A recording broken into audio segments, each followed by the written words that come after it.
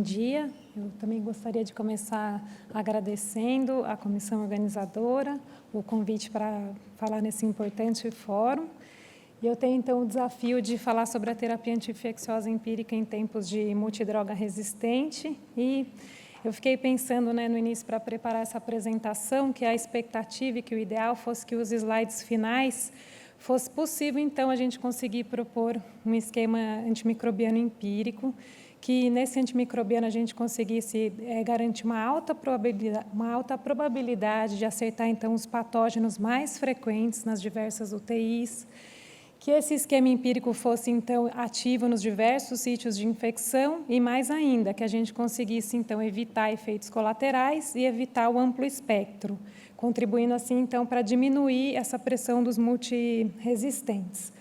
Mas eu já vou adiantar que esse slide final não acontecerá, inclusive o meu slide final já foi apresentado aqui, então ainda piorou minha situação, Evaldo, mas eu trouxe aí algumas coisas bastante interessantes, alguns artigos novos, e eu estruturei a apresentação, então, colocando aí do que cenário é esse que a gente está falando de MDR, qual o impacto da terapia adequada, trouxe a recomendação de alguns guidelines, os mais atuais, um pouquinho da discussão da terapia combinada e de novos antimicrobianos. Bom, então, quando a gente fala de terapia empírica, a definição é, então, você prescrever um antimicrobiano quando ainda não se tem certeza do agente etiológico e do perfil de sensibilidade. E aí a gente tem, então, nessa balança, demonstrado nessa figura aí, esse equilíbrio, essa balança, que se de um lado a gente prescrever, então, uma terapia precoce de maior amplo espectro, a gente tem uma maior chance de acertar a terapêutica nessa dita Golden Hour, já apresentada, então, pelos que me antecederam. No entretanto, a gente tem aí uma proporção maior de pacientes que recebem o antimicrobiano de forma desnecessária. E se a gente optar, então, por essa estratégia tardia, digamos tardia, mais conservadora, a gente vai se utilizar de dados mais objetivos, vai promover, então, um uso mais otimizado dos antimicrobianos, com menor impacto em resistência e menor chance de efeitos colaterais. E eu acho que essa balança é ainda mais desafiada, então, em tempos de multidroga resistente, porque para o tratamento desses micro-organismos, a gente classicamente se apoia em polimixinas e aminoglicosídeos, que são drogas, então, sabidamente menos eficazes do que, por exemplo, os beta-lactâmicos, seguramente mais tóxicas, e também a gente vem discutindo cada vez mais, então, o gerenciamento do uso de antimicrobianos para quebrar, então, esse ciclo contínuo. Passando, então, a apresentar um pouquinho do cenário, achei importante começar com boas notícias, tá? Esses, então, são dados do Sistema de Vigilância Epidemiológica das Infecções Hospitalares do Estado de São Paulo. Esse é um sistema bastante robusto, já montado, então, há quase 15 anos. E aqui eu trouxe, então, dados no último ano, 720 hospitais notificaram dados a esse sistema de vigilância.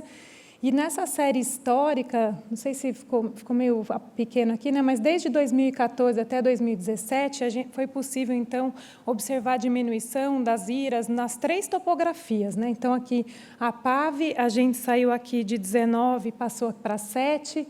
As infecções primárias de corrente sanguínea, a gente saiu aqui de 4 e chegou em 2 ponto alguma coisa. E as infecções do trato urinário também, a gente saiu de um patamar de 16 e de 8 e chegou aqui em 2. Então, a gente vem trabalhando e conseguindo diminuir as infecções hospitalares nas UTIs do estado de São Paulo. Por outro lado, a gente vem piorando muito, então, em resistência. Aqui chama atenção, então, o Acinetobacter. Então, a gente saiu de um perfil de 20% deles resistentes aos carbapenêmicos em 2004 e passou aqui a 84% dos acinetos resistentes. A gente já viu residente no HC perguntando se a resistência era intrínseca, né, Thaís? Aqui, a gente saiu, então, de 2011, o grande surto, um surto de KPC que acometeu, então, no mundo todo. Aqui, a gente saiu de 14% e agora tem 53%, e esse é o micro-organismo líder nas infecções de corrente sanguínea. A Pseudomonas, que ficou aqui estável em 40% de resistência, aqui outras enterobactérias também já com resistência aos carbapenêmicos. Se, por um lado, então, isso nos mostra a importância, né, desses multi-Rs nesse panorama mais global, eu queria aqui começar com um conceito que também já foi apresentado previamente, da importância de cada UTI, então, trabalhar com a sua epidemiologia local. Tá? Esses foram dados, então, que a gente apresentou numa das primeiras reuniões da CCH do Complexo nesse ano, e foi bastante curioso observar que, então, dentro de uma mesma instituição, claro que são institutos diferentes, profissionais diferentes, perfis de pacientes diferentes, mas foi bem curioso observar, então, que, por exemplo, nas UTIs do Instituto Central, predominou a Klebsiella resistente aos carbapenêmicos, nas UTIs neonatais, predomínio, então, das Klebsielas, felizmente, sensíveis aí aos carbapenêmicos, no ICESP, um predomínio de cândidas, e no INCOR, um predomínio de Staphylo aureus sensível a oxacilina, então, demonstrando a importância de conhecer a epidemiologia local para nortear aí a terapia empírica. Uma outra parte importante, acho, do cenário é comentar que 70% dos pacientes, então, em unidade de terapia intensiva recebem algum antimicrobiano, ou seja, provavelmente há um espaço aí para o gerenciamento desse uso de antimicrobianos. As culturas chegam a ser negativas em até 80% dos casos, dificultando bastante nosso trabalho naquela estratégia do descalonamento. E também é curioso a gente observar que, então, cada vez mais vem sendo documentados outros agentes etiológicos. Achei interessante trazer esses dois trabalhos que apontam a importância das infecções virais nas pneumonias hospitalares.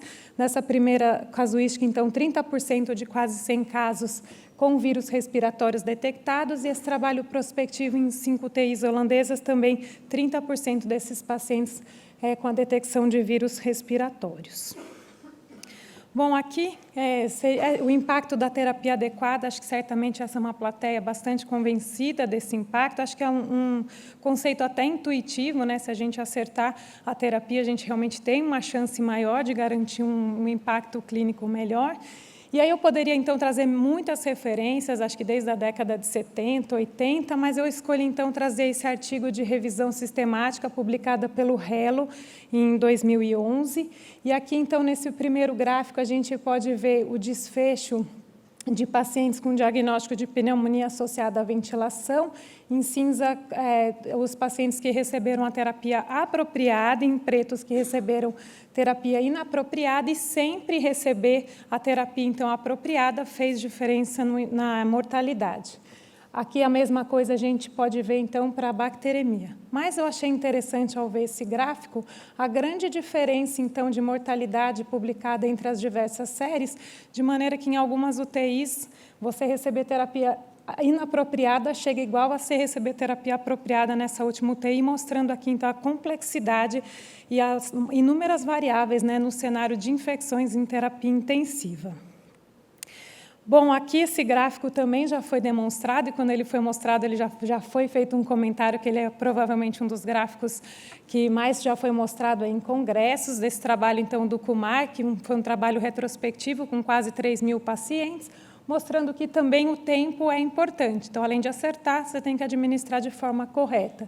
E aqui, para cada hora de atraso após hipotensão, a chance de sobrevida cai, então, de 6%, e aí o pessoal, os ativistas da sepse aqui, né, vêm querendo roubar do infarto, aquela ideia de tempo é vida, e assim, e estão conseguindo, felizmente, né, que isso a gente sabe que tem impacto em mortalidade. Se, por um lado, a gente já sabe, então, que o tempo importa nesses pacientes com diagnóstico de sepse e choque séptico, que já foram aqui apresentados com tanta propriedade, talvez nos pacientes sem esse diagnóstico, né, sem essa apresentação, a gente possa realmente optar por aquela estratégia mais, entre aspas, conservadora. E aí eu trouxe, então, esse estudo publicado no Lancet em 2011. Esse estudo foi, então, um estudo quase experimental, feito numa UTI, com 15 leitos, numa UTI cirúrgica.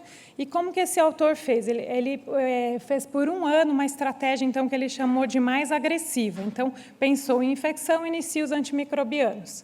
No ano seguinte, ele fez uma proposta de uma estratégia mais conservadora, aguarde resultados de cultura. E aí, no primeiro ano, foram admitidos 762 pacientes, no segundo ano, 721. Chama a atenção aqui que apenas 13%, então, desses pacientes tiveram algum diagnóstico de infecção, e 14% aqui. Então, 247 pacientes foram incluídos nesse grupo, né, nesse ano da terapia agressiva e 237 no ano dessa terapia mais conservadora. E aí foi interessante observar, então, que acho que para o nosso conceito nem a estratégia agressiva foi tão agressiva, que o tempo entre o diagnóstico de febre e a administração de antimicrobianos foi em 11 horas, e também nem tão pouco a terapia conservadora foi tão conservadora com o antimicrobiano sendo prescrito aqui em 35 horas. Então, um dia de diferença entre os dois grupos aí ao longo dos anos. Mas, de maneira curiosa, então, não houve diferença na estratégia mais... Né, feita essa crítica, mas não houve diferença na estratégia mais agressiva, quando comparada à estratégia mais conservadora, aqui, então, em todos os tipos de infecção, e só na infecção do trato urinário, onde, na verdade, a terapia conservadora foi associada a mais sucesso do que a terapia agressiva. Bom, um pouco agora do que recomendam os guidelines. Eu trouxe aqui os guidelines que eu achei os mais atuais, acho que esse também todos já conhecem, um guideline de pneumonia associada à ventilação mecânica, uma parceria do IDSA com a ATS, publicada em 2016. Esse guideline coloca aqui como não sendo necessário o tratamento de traqueobronquite associada à ventilação mecânica, como uma recomendação fraca e baixa qualidade de evidência.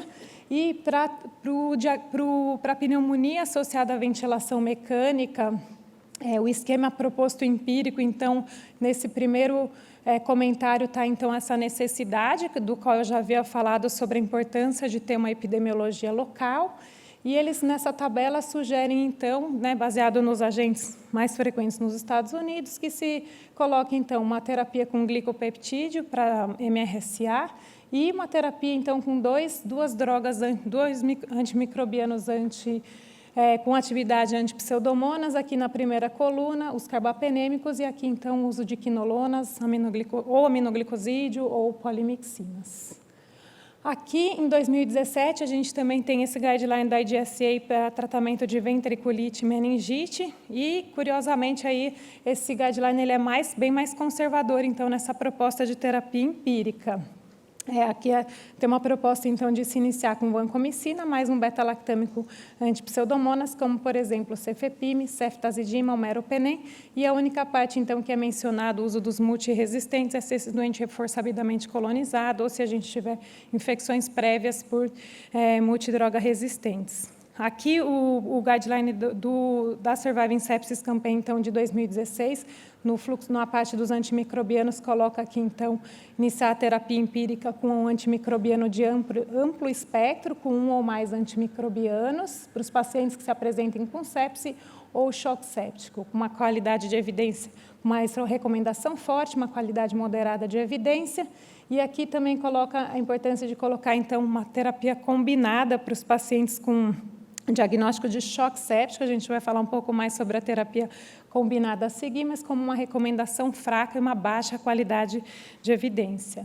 Ainda ele sugere que não é necessária a terapia combinada rotineiramente para pacientes que já estejam, então, tratando outras infecções sem diagnóstico de sepse ou choque séptico. E, como eu tinha comentado, então, a gente vai falar nos próximos slides um pouco mais sobre a terapia combinada. E acho que é interessante a gente comentar que, apesar de, na prática, dar na mesma, né, a terapia combinada, você pode estar pensando nela em duas maneiras. Uma, na ideia, então, de adicionar espectro, e aí os resultados que a gente esperaria são aqueles dos gráficos do Jorge Hello, que eu já apresentei. Então, se você tem mais chance de acertar, sua terapia seria mais apropriada, com impacto melhor. E um desfecho clínico melhor. E aqui a ideia de sinergismo, que na verdade é uma ideia de que, então, ao prescrever uma combinação de drogas, a gente teria um efeito melhor do que tratar com apenas uma para um determinado agente conhecido. Então, começo aqui com a polêmica das KPCs. Esse também acho que foram, pelo menos nos congressos de infecto, artigos tão mostrados quanto aquele gráfico do Kumar, Tumbarello 1 e Tumbarello 2. Então, nesses dois trabalhos de coorte retrospectiva que envolveram bacteremias por KPC em diversas UTIs da Itália, foi documentada, então, a importância da terapia combinada. No primeiro paper, Tumbarello sugere a terapia com polimixina, mais meropenem e mais aminoglicosídeo. No segundo, acho que não tem essa recomendação como uma recomendação final. E aí eu trouxe aqui esse outro trabalho que foi publicado, então, depois, uma coorte retrospectiva de 12 países com 37 centros, e esse trabalho, já dando spoiler aí dos resultados, ele tem resultados diferentes de quase tudo que eu já apresentei até agora, então. Esse trabalho, então, ele considerou como adequado receber um antimicrobiano ativo in vitro em até 5 dias após o resultado da cultura, tá? Então, terapêutica definitiva. Ele colocou como adequado entre precoce, eu coloquei aqui entre aspas, porque se a gente está aqui falando de 1 hora, 3 horas, né? Aqui ele colocou como precoce 2 dias. E aqui esse estudo, então, incluiu 480 pacientes, 437 foram analisados, 94 receberam uma terapia inapropriada e 343 receberam a terapia apropriada. Desses que receberam a terapia apropriada, 208 receberam monoterapia e 135 receberam terapia combinada. E aqui, nesses resultados, então, recebeu uma terapia apropriada, né, combinou com o que a gente já tinha discutido, foi protetor, mas, de forma interessante, então, receber essa terapia precoce, não houve diferença nos grupos. Então, receber entre 2 dias e mais que 2 dias não fez diferença. E a terapia combinada, vocês podem ver aqui nos gráficos de Kaplan-Meier, só teve diferença nos pacientes aqui com score de mortalidade maior, no gráfico C. Para o tratamento do Acinetobacter, né, apesar do título ser infecções causadas por bacilos gram-negativos resistentes aos carbapenêmicos, mais de 90% é para Acinetobacter, então acho que a gente pode tirar conclusões desse estudo para este micro-organismo. Esse eu acho que é o ensaio clínico randomizado mais, com a metodologia mais elegante que eu conheço em multi-R. É feito por um grupo de Israel e o grupo grego. Então, é um ensaio clínico randomizado, no qual os pacientes foram randomizados para receber ou colistina e meropenem. Todos os pacientes recebiam a dose de ataque de colistina. O meropenem foi feito em 6 gramas em infusão estendida. A maior parte deles, então, era com Acinetobacter, com MIC maior do que 8, e ele não observou diferença nos desfechos.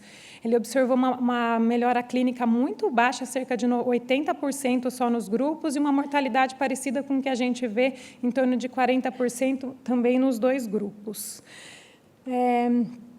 Também eu acho importante trazer essa meta-análise da Cochrane, ela já é um pouco antiga, mas a gente tinha, acho que tem umas 3 meta-análises, essa é a última revisão, e eu acho que essa meta-análise faz a gente pensar um pouquinho sobre essa máxima que talvez seja vigente quando a gente está prescrevendo antimicrobianos, de que ele pode fazer, se a gente tiver na dúvida, a prescrição de um antimicrobiano ou um antimicrobiano a mais pode fazer algum bem e é improvável que faça mal. Então, eu acho que esse artigo aqui faz a gente questionar um pouco sobre essa máxima. Foram incluídos, então, 69 trials, no quais os pacientes recebiam num braço um beta-lactâmico e no outro braço beta-lactâmico mais aminoglicosídeo. Foram avaliados, então, quase 8.000 pacientes, a maior não neutropênicos, a maior deles com infecção do trato urinário, intraabdominal, de pele, partes moles e pneumonia. É importante observar que, na maioria, não era necessário ter bacteremia documentada, então, isso que a gente chama aí na prática de sepse clínica. E, nos resultados, a combinação não trouxe efeito em mortalidade, também não trouxe efeito em melhora clínica, não preveniu infecção secundária e trouxe, sim, mais nefrotoxicidade. Bom, eu queria comentar também um pouco sobre se os novos antimicrobianos vão ser a solução para o nosso antibiótico terapia empírica. Acho que é o Edu que vai falar bem mais sobre isso à tarde, trouxe só algumas pinceladas. Então, a ceftazidima e avibactam, eu trouxe essas 2 drogas novas que foram recentemente, né, lançadas no mercado brasileiro. A ceftazidima e avibactam é aprovada, então, para infecções do trato urinário, infecções intraabdominais e pneumonia. E a gente vem colocando aí muita esperança nela por conta das publicações, porque ela parece muito promissora para o tratamento de KPC. Já o ceftolozone tazobactam é aprovado em infecções do trato urinário, infecções intraabdominais, e parece ser promissor para o tratamento de pseudomonas multidroga resistente, a depender aí do mecanismo de resistência. E aqui eu acho que esse slide a gente já já vê que a solução para a terapia empírica talvez não esteja aqui, pelo menos na situação do estado de São Paulo, onde o segundo agente mais prevalente é o Acinetobacter, com 80% deles resistentes aos carbapenêmicos, como eu mostrei lá no início, e aqui, nenhuma das drogas novas tem ação em Acinetobacter resistentes aos carbapenêmicos. Eles têm ação aqui, então, nas enterobactérias produtoras de SBL, mas aqui eu acho que cabe a crítica que, né, a gente tem estudos aí mostrando o melhor desempenho de carbapenêmicos, como o Merino Trial, né, nessa situação. E o ceftolozane-tazobactam não inibe, então, a KPC. Já a ceftazidima-tazobactam tem ação em KPC, então, é a nossa grande esperança, mas não tem ação em NDM, mas que aqui em São Paulo, até onde eu sei, ela é pouco frequente. Para pseudomonas também, como eu comentei, vai depender, então, do mecanismo de resistência. Achei também interessante trazer um pouco mais sobre os efeitos adversos, então, dos antimicrobianos. Esse artigo publicado no JAMA, em 2017, uma corte retrospectiva da Johns Hopkins. Acho que a Johns Hopkins cada vez mais é entendida aí como uma instituição de excelência em qualidade e segurança, né? Eles avaliaram, então, a prescrição de antimicrobianos por mais do que 24 horas, em 4 enfermarias. Foram avaliados 1.448 pacientes e 20% deles teve algum efeito adverso. E desses 298 que tinham algum efeito adverso, no critério deles, esses 20% não tinham indicação do uso de antimicrobianos. Também achei interessante aqui que eles fizeram esse cálculo que a cada 10 dias de DOT aumenta em 3% o risco de efeitos colaterais, e aqui o efeito colateral mais comum foi, então, o gastrointestinal, seguido do efeito, então, insuficiência renal, que era definido como aumentar em 1,5 vezes a creatinina, mostrando, então, a importância da gente reavaliar bem, seja a terapia empírica, seja a terapia definitiva. Também não podia deixar de trazer o escândalo aí das quinolonas. Acho que os alertas do FDA vêm vindo, então, para a segurança das quinolonas desde 2008. Então, esse foi quando foi colocado, acho que em bula, a tendinite e ruptura de tendão, em especial tendão de Aquiles. Em 2013, a gente teve relatos, então, de um relato de segurança em relação à neuropatia periférica. Em 2016, o FDA colocou, então, como não usar essa classe como primeira opção para o tratamento de itu, sinusite e bronquite. Em 2018, foram relatados, então, os efeitos de hipoglicemia, os efeitos neuropsíquicos. Em 2018, esse risco ainda mais grave, então, de um risco de ruptura de aneurisma e dissecção de aorta. Só um momento de descontração, foi curioso que o FDA vinha alertando faz tempo, mas foi um alerta do EMA, da Agência Europeia, que acabou viralizando ano passado. Acho que muitos de vocês receberam no WhatsApp esse questionamento dos colegas, e agora, paro de prescrever quinolonas. Então, acho que fica realmente esse alerta sobre os efeitos colaterais das quinolonas. Por fim, um pouco, então, da experiência que a gente tem, essa experiência do Hospital das Clínicas. A gente tem, então, elabora protocolos clínicos e educação. A gente tem, muitos de vocês aqui certamente participam das nossas reuniões semanais. A gente já tem aí, já está atualmente na 7ª edição, e nessas reuniões a gente revisa, então, a literatura, avalia a nossa microbiologia local, as nossas condições, o que temos de vantagens e desvantagens, e propõe um esquema que pode ser aí, depois adaptado com as diversas. A gente tem mais de 10 UTIs só no Instituto Central, o ICR, então, a partir daí as coisas podem ser personalizadas, mas a gente tem esse guia para orientar, então, a terapia empírica e definitiva. Um pouco da nossa experiência do Sírio-Libanês no hospital privado de 450 leitos, 100 deles de UTI, com um corpo clínico aberto, bastante questionador, mas bastante em busca do conhecimento também. Então, como a gente está trabalhando lá, a gente também está tentando trabalhar com a elaboração de protocolos clínicos para terapia empírica, e a gente está optando por trazer, então, a discussão junto aos colegas. Então, essa foi a reunião que ocorreu na quinta-feira, no hospital. Nela, a gente apresentou, então, os agentes etiológicos e o perfil de sensibilidade das infecções, tanto comunitárias quanto hospitalares do ano anterior. Então, aqui um pouquinho da nossa epidemiologia. A gente teve 45 micro-organismos isolados em 36 infecções de corrente sanguínea, e o nosso agente líder aí é a Pseudomonas, são 9 casos, e 3 delas resistentes aos carbapenêmicos. Em seguida, a gente tem Klebsiella, com 7 casos, e 3 delas também resistentes aos carbapenêmicos. Depois, a gente tem E. coli, e aí um de cada desses micro-organismos. A gente também faz, então, o dado para as culturas de secreção traqueal dos isolados de traqueobronquite e pneumonia, e a gente faz esse dado por tipos de UTI. A gente tem UTI geral, UTI cardiológica, e aqui, então, para mostrar que desde 2014, Pseudomonas é o agente que prevalece, então, nas nossas pneumonias e traqueobronquite, com 36% dos casos. E aqui não aconteceu no sangue, mas a gente tem um perfil que a gente intitulou de perfil exótico. Nosso perfil exótico de Pseudomonas, ele é sensível ao meropenem e ele é mais sensível à tazocin do que ao meropenem. E, em seguida, a gente tem aqui a estenotrofomonas, denotando aí talvez um uso excessivo de carbapenêmicos na unidade, e os nossos áureos, 100% deles sensíveis à oxacilina. Então, a partir da apresentação desses dados, a gente faz aqui, e ainda está em revisão, esse é o do ano passado, como a gente apresentou na quinta, a gente ainda não fechou. Então, a gente faz então essa fichinha da sepse, que entra junto aí no kit sepse, com a sugestão, então, de terapêutica empírica para infecções, separada, então, primeiro pelo sítio de infecção, depois se é comunitário, hospitalar, e aí se o doente está ou não em uso de antimicrobianos, quando fez esse diagnóstico de infecção. Em suma, também, já como foi apresentado aqui, acho que é importante a gente realmente partir de uma diretriz, mas a gente, num assunto complexo como esse, a gente tem que ter um olhar individual. Então, aqui, acho que ficou um pouco desse resumo do que a gente teria que se comprometer ao olhar, ao pensar numa terapia empírica nos tempos de multidroga resistente que a gente vive.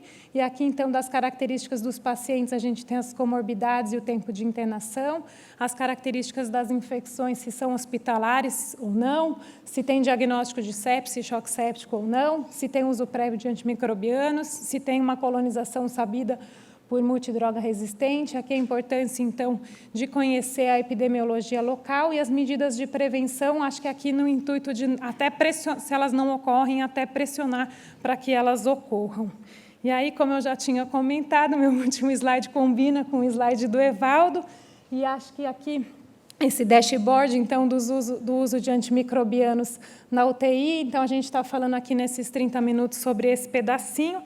E aqui, então, nesse pedacinho coloca-se, então, a importância dos fatores de risco para os multi-Rs, o tempo de permanência prévio, seja na UTI, seja no hospital, uso prévio de antimicrobianos, características do indivíduo, das infecções, para uma decisão inicial de iniciar ou não antimicrobianos, que eu vejo que muitas vezes a gente está pulando essa pergunta. Fez febre, culturas, vancomycin ou vancomycin-flu, vancomycin-caspa, alguma coisa assim. E a importância de depois, então, ainda reavaliar no dia 1 ou no dia 2, e achei muito interessante que a gente vem discutindo há muito tempo, tanto no Sírio quanto no HC, da gente conseguir encurtar esses tempos de tratamento. Muita coisa tem saído nesse sentido, né, que os dias de tratamento, a gente diz a lenda aí que eram vistos pela Cabala, 7, 14 dias, e agora a gente tem estudos realmente respaldando encurtar a terapia. Obrigada.